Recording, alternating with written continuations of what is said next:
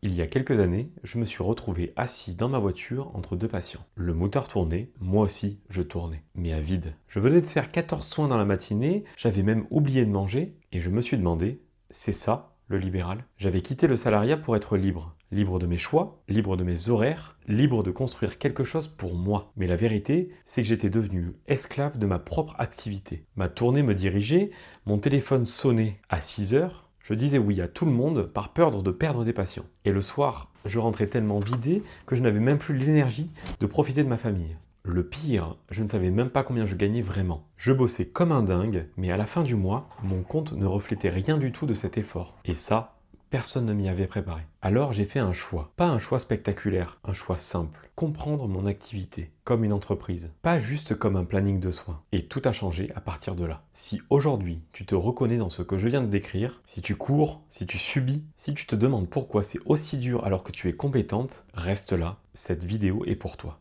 Dans les 15 prochaines minutes, je vais te montrer pourquoi ton activité te fatigue autant et ce que tu peux mettre en place pour avoir un cabinet stable, rentable et organisé sans rajouter une couche de stress sur la pile. Je m'appelle Antoine, je suis infirmier libéral depuis 2019. Je suis passé par tout ce que tu vis, la surcharge, le flou administratif, les fins de mois où tu te demandes si tu as vraiment gagné ta vie. Et j'en suis sorti, pas avec une méthode miracle, mais avec un cadre simple que j'applique encore aujourd'hui et que je transmets maintenant aux infirmières que j'accompagne. Cette vidéo, elle est pour toi si tu es déjà installé en libéral, mais que tu subis ton activité au lieu de la diriger. Si tu cours du matin au soir, que ton administratif te dépasse et que tu sens que tu as construit un truc qui tourne, mais qui t'épuise. Par contre, si tu cherches une astuce secrète ou magique pour gagner plus en travaillant moins dès demain, ce n'est pas ici. Ce que je vais te montrer te demande un minimum d'engagement, mais les résultats sont concrets et rapides si tu t'appliques. Maintenant, pourquoi t'en es là? Pourquoi tu es compétente, motivée et que tu as l'impression de subir? Parce que tu as fait ce que tout le monde fait. Tu as cherché des réponses sur les groupes Facebook, tu as téléchargé les guides gratuits que tu n'as jamais finis, tu as fait confiance à ton comptable pour gérer ce que tu ne comprenais pas et tu as essayé de t'adapter au jour le jour, au feeling, en espérant que ça finirait par se caler. Mais ça ne se cale jamais. Parce que le problème, ce n'est pas un manque d'informations. Des infos, tu en trouves partout. Le problème, c'est que tu avances sans ordre. Un bout d'administratif par-ci, un conseil de collègue par-là, une vidéo YouTube entre deux patients, et au final, tu as des morceaux de puzzle, mais jamais une image complète. C'est comme si on te demandait de monter un meuble sans notice. Tu as toutes les pièces, mais tu ne sais pas dans quel ordre les assembler. Alors tu forces, tu bricoles, et à la fin, c'est bancal. Ce que j'ai compris après des années en libéral, et ce que je vais te détailler dans un instant, c'est qu'un cabinet qui tourne sans t'épuiser, ça repose sur 3 choses précises. Pas 10, pas 50, 3. La vraie différence entre les IDEL qui subissent leur activité, c'est pas le talent ni le courage. C'est qu'elles ont suivi un chemin balisé, étape par étape, dans le bon ordre, avec les bons repères au bon moment, au lieu de tout faire en même temps et de s'éparpiller. Et c'est exactement ce qu'on va voir maintenant. La plupart des infirmières que je rencontre ont un point commun. Elles se sont installées, elles ont foncé, elles ont rempli leur planning et elles ne se sont jamais arrêtées pour regarder si ce qu'elles avaient construit tenait vraiment debout. T'as pris des patients, t'as lancé ta tournée, t'as fait tourner la machine. Normal, il fallait que ça tourne. Mais est-ce que tu sais vraiment si ta tournée est rentable? Est-ce que tu sais combien te coûtent tous ces kilomètres? Ces créneaux mal placés, ces patients que tu n'aurais jamais dû accepter? La réponse, pour la grande majorité, c'est non. Et ce n'est pas un reproche, c'est juste que personne ne t'a jamais dit de le faire. C'est pour ça que la première étape, je l'appelle la fondation. Et ça commence par un vrai diagnostic de ton cabinet, pas un truc vague. Un état des lieux honnête, ce qui rentre, ce qui sort, ce que tu gagnes vraiment une fois que tout a été enlevé. Parce que tant que tu ne connais pas tes vrais chiffres, tu pilotes à l'aveugle. Et une fois que tu as cette clarté sur tes chiffres, tu peux enfin regarder ta zone et ta patientèle avec lucidité. Est-ce que tu es au bon endroit? Est-ce que tes patients sont les bons? Est-ce que tes créneaux sont organisés pour toi ou contre toi? Beaucoup d'IDEL découvrent à ce moment-là qu'elles se tuent à la tâche pour une tournée qui structurellement ne peut pas être rentable. Et c'est là que tu poses une organisation qui tient la route. Un socle simple, clair, sur lequel tout le reste va s'appuyer. Pas un truc compliqué, hein. Juste les bonnes bases au bon endroit. Parce que sans ça, tout ce que tu construis après repose sur du flou. C'est comme rajouter des étages sur une dalle qui est fissurée. Une infirmière que j'ai accompagnée pensait qu'elle avait un problème de patientèle. Pas assez de patients, pas assez de revenus. En posant le diagnostic, on s'est rendu compte que le vrai problème, c'était sa tournée. Elle perdait 2 heures par jour en trajet inutile, elle acceptait des patients trop loin, et ses créneaux étaient organisés n'importe comment. En réorganisant juste ça, elle a récupéré 10 heures par semaine, sans un seul patient de plus. Une fois que ta base est posée,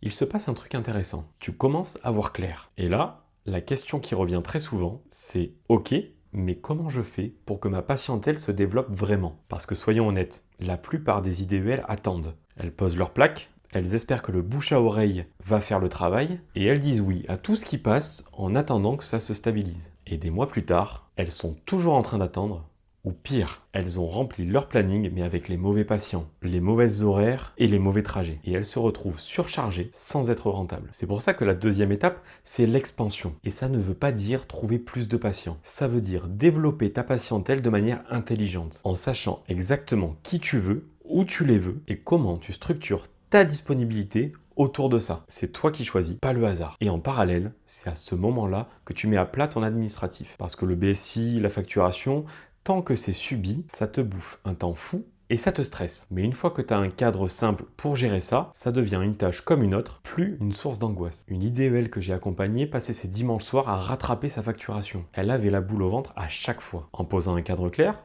20 minutes par jour au lieu de 3 heures le dimanche, elle a non seulement récupéré ses week-ends, mais elle a aussi arrêté de perdre l'argent sur des actes mal cotés qu'elle rattrapait trop tard. Et maintenant, il reste une étape, celle que la plupart des IDEL ne font jamais. Et c'est exactement pour ça qu'elle retombe dans les mêmes schémas au bout de quelques mois. C'est le piège classique. Tu fais le travail, tu poses les bases, tu développes ta patientèle, tu commences à respirer un peu, et 3 mois plus tard, t'es retombé exactement dans les mêmes travers. La tournée qui déborde, l'administratif qui s'accumule, les vieilles habitudes qui reprennent le dessus. Et tu te dis, pourquoi ça tient jamais? Parce que personne ne t'a appris à ancrer ce que tu construis. C'est pas suffisant de poser le cadre une fois. Il faut que ça devienne ton fonctionnement normal, que ça tourne sans que tu aies besoin d'y penser chaque matin. C'est exactement ça, la troisième étape, l'ancrage. Et ça commence par installer des routines rentables, pas des trucs rigides ou compliqués, des habitudes simples que tu répètes chaque semaine et qui font que ton cabinet avance même quand tu as une semaine difficile. Ton organisation ne dépend plus de ta motivation du jour. Elle tourne parce qu'elle est bien construite. Ensuite, tu mets en place des automatisation sur tout ce qui te prend du temps pour rien. Les rappels, les suivis, les relances, la facturation récurrente, tout ce que tu fais à la main alors que ça pourrait rouler tout seul. Et ça te libère de la charge mentale qui te suit partout, même le week-end. Et surtout, tu repars avec une vision claire pour les 3 mois qui suivent. Pas un plan vague, une feuille de route concrète. Tu sais exactement ce que tu fais, dans quel ordre et pourquoi. Tu diriges ton cabinet au lieu de le subir. Une infirmière que j'ai accompagnée m'a dit un truc qui m'a marqué. Elle m'a dit « Avant, je partais en vacances et je stressais pendant 10 jours par peur que tout s'effondre. La dernière fois, j'ai coupé mon téléphone au bout du 2e jour. » C'est ça l'ancrage. C'est quand ton activité tient debout, même quand tu lâches un petit peu la barre. Et c'est ça que je veux que tu visualises maintenant. Parce que c'est pas de la théorie, c'est ce qui se passe concrètement quand ces 3 étapes sont en place. Tu te lèves le matin et tu sais exactement ce que tu vas faire. Ta tournée est calée, tes trajets ont du sens, ton planning te laisse respirer. T'as plus cette boule au ventre quand tu ouvres ton agenda. L'administratif, c'est réglé en 20 minutes par jour. T'as plus besoin de rattraper le week-end ce que tu n'as pas eu le temps de faire la semaine. Le dimanche soir, tu penses à autre chose. Tes chiffres, tu les connais. Tu sais ce qui sort, ce qui rentre et ce qu'il te reste vraiment. T'as plus cette angoisse floue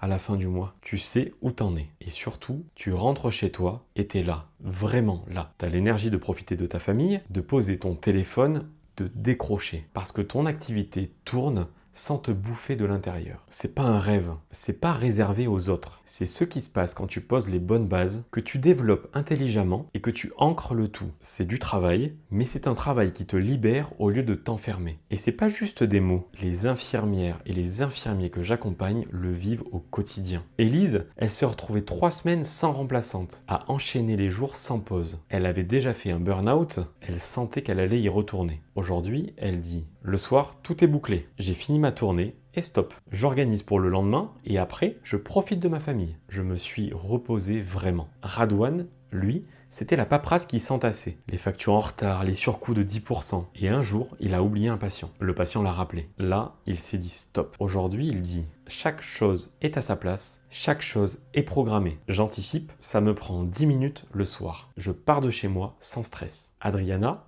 elle, son cabinet était dans un état qu'elle qualifie d'elle-même terrible. En restructurant sa tournée, elle est passée de 2 tournées avec un chiffre d'affaires bas à une seule tournée optimisée. Moins d'allers-retours, plus de jours de repos. Et elle dit, toute seule, je n'aurais jamais vu ce que j'ai vu. Et tous disent la même chose. Je le referai. Maintenant, si tu es encore là, c'est que quelque chose résonne. Et la question que tu te poses sûrement, c'est OK, et concrètement, je fais quoi maintenant? À partir d'ici, tu as deux options. La première, c'est que tu fermes cette vidéo et que tu retournes dans ton quotidien. Ta tournée, ton administratif, tes fins de mois dans le flou, personne ne va te juger. Mais dans 3 mois, 6 mois, tu seras exactement au même endroit. Toujours en train de courir, toujours en train de subir, toujours en train de te demander pourquoi c'est aussi dur. La deuxième, c'est que tu prends un appel de bilan avec moi. Pas un appel de vente, hein. Pas un truc où je vais te mettre la pression. Un vrai échange où on pose à plat ta situation, ta tournée, tes chiffres, ton organisation, ce qui te bloque, et je te dis honnêtement si je peux t'aider